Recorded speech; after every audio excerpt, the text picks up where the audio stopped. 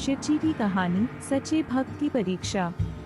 पुराने समय की बात है, एक छोटे से गांव में एक शिव भक्त किसान रहता था। उसका नाम गंगा था।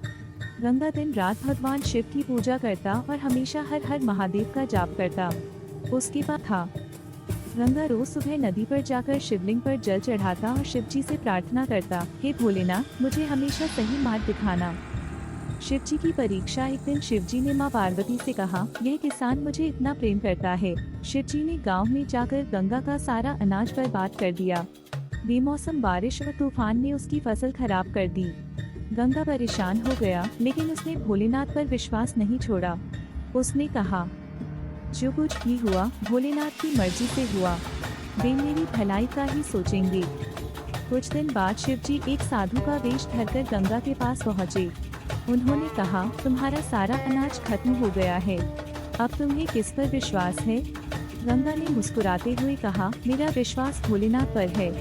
वे सबकी मदद करते हैं, मेरा भी करेंगे। साधु ने फिर पूछा, अगर भगवान शिव तुम्हें छोड़ दें तब? गंगा ने दृढ़ता से कहा, भोलेनाथ कभी अपने भक्तों को नहीं छोड़ते।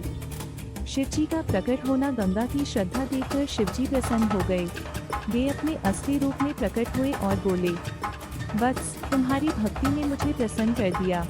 तुम्हारी सारी समस्याएं अब समाप्त होंगी। शिवजी ने अपनी जटाओं से गंगा के खेतों में अमृत बरसाया। उसकी सारी फसल फिर से हरी भरी हो गई। गांव में खुशहाली लौट आई। शिक्षा। इस कहानी से हमें यह शिक्षा मिलती है कि भगवान अपने भक्तों की परीक्षा जरूर लेते हैं, लेकिन सच्ची भक्ति और विश्वास के सामने हर कठिनाई हार मान जाती है। जो शिव पर विश्वास रखता है, उसके जीवन में कभी अंधेरा नहीं रहता।